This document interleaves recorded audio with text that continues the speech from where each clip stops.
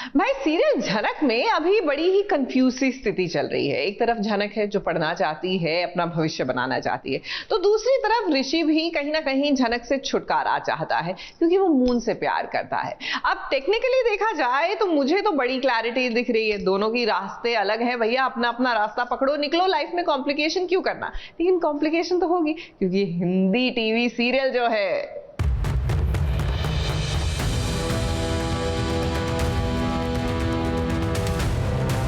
केसरी बाबू, आप बहुत ज्यादा बोल रहे हैं। आपको ये सब फालतू बात करने में ना अच्छा लग रहा हो, लेकिन हमको सुनने में ना कोनो इंटरेस्ट नहीं है। आया समझ? क्योंकि तुम्हारा गेम है ये, अच्छे से जानता हूँ मैं। गेम? हाँ, गेम, खेल। यही करती आई हो तुम।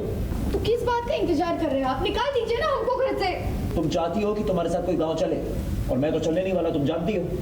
पर तुम ये भी जानती हो कि मेरे परिवार वाले तुम्हें अकेले जाने नहीं देंगे, कोई ना कोई जरूर तुम्हारे साथ चलेगा।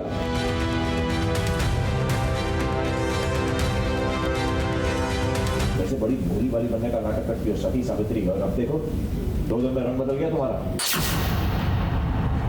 पति और पत्नी का रिश्ता अटूट होता है, लेकिन लगता है कि ऋषि भूल गया है कि शादी के वक्त उसने झनक को वचन दिया था कि वो हर सुख दुख में झनक का साथ निभाएगा। अब देखिए, झनक को आगे की पढ़ाई करनी है। यहाँ झनक की मदद करने की बजाय ऋषि झनक पर उल्टा बरस पड़ा। तो नफरत करते हैं ना आप हमसे, हमेशा हमसे ऐसे ही बात करते हैं, इतना गुस्सा खाकर। अरे हम चाहते क्या है सेरी बाबू? मैं क्या चाहता हूँ? हाँ, मैं क्या चाहता हूँ, जानना चाहती हूँ ना? मैं चाहता हूँ कि तुम इस घर से बाहर चली जाओ, पर तुम ये भी जानती हो कि जो मैं चाहता हूँ वो हो नहीं सकता, इससे फायदा उठा रही हो मेरा। ऋषि की बातें सुनकर तो झनक मानो टूट सी गई है। देखिए ना, उसकी आंखों में आंसू भी आ गए।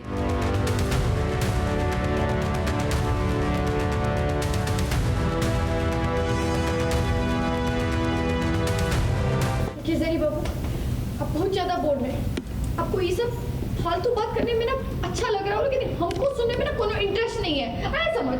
अब दरअसल ऋषि के पापा ने झनक को एक ऐसे लिखने के लिए दिया था। झनक ने इतना अच्छा ऐसे लिखा कि ऋषि के पापा ने झनक की बहुत तारीफ की, और अब वो चाहते हैं कि झनक अपने आगे की पढ़ाई करे। मुझे पता है इस लड़की के 10th में 94% मार्क्स है। कमाल के मार्क्स के पास हुई थी, और अब मैंने इसे इंग्लिश में कैसे लिखने के लिए कहा, और क्या कमाल का ऐसे लिखा है। लेकिन देखिए ना, ऋषि को तो ये सारी बातें बेकार लगती हैं। ऋषि तो बस झनक से छुटकारा पाना चाहता है। क्यों ऋषि, सही कहा ना हमने? मैं क्या चाहता हूँ तुम अच्छे से जानती हो। मैं चाहता हूँ कि तुम मेरे घर से, मेरी जिंदगी से चली जाओ, पर तुम ये भी जानती हो कि जो मैं चाहता हूँ वो होने नहीं वाला। इससे फायदा उठा रही हो मैं।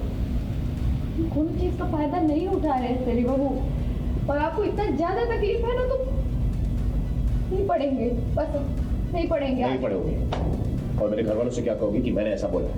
इसमें भी मुझे बुरा इंसान बना दो। तुम ऐसा करोगी भी ना तो उसका कोई फायदा नहीं है, क्योंकि मेरे जेठू ने ठान लिया है वो तुम्हें पढ़ाएंगे, और एक बार जो उन्होंने ठान लिया ना वो पूरा करेंगे। पता नहीं उनको क्या लगता है कि पढ़ लेके तुम कौन सी बड़ी तोप बन जाओगी। देखिए, ऋषि के पापा चाहते हैं कि झनक अपने गांव जाए ताकि वो अपने आगे की पढ़ाई कर सके। पहले तो झनक के साथ गांव जाने से ऋषि मना कर देता है, लेकिन उसके बाद उसे एहसास होता है कि अगर वो गांव नहीं गया तो हो सकता है कि उसके पापा झनक के साथ गांव चले जाएं, और अगर ऐसा हुआ ना तो झनक और उसकी शादी का सच सबके सामने आ जाएगा। जैसे ही ये बात ऋषि को समझ में आई ना, देखिए वो तुरंत ही रेडी हो गया झनक के साथ गांव जाने के लिए। तुम्हें क्या हुआ? ऐसे उल्टा क्यों खड़ी हो? अरे ये ऐसे ही है, मेरे बहुत गुस्सा करेगा, गुस्सा करेगा, गुस्सा करेगा, और फिर वही करेगा जो हम चाहें। और हम इसके गुस्से का बुरा नहीं मानते, तुम भी बात आ।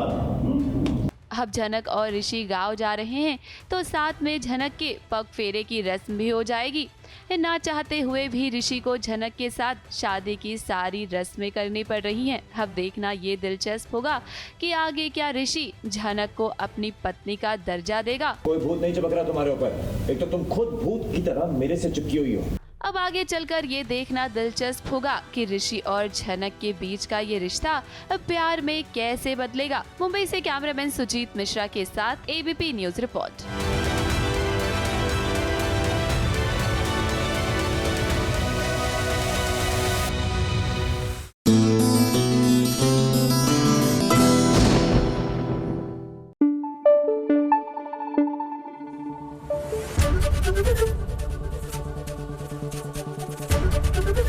एबीपी न्यूज आपको रखे आगे।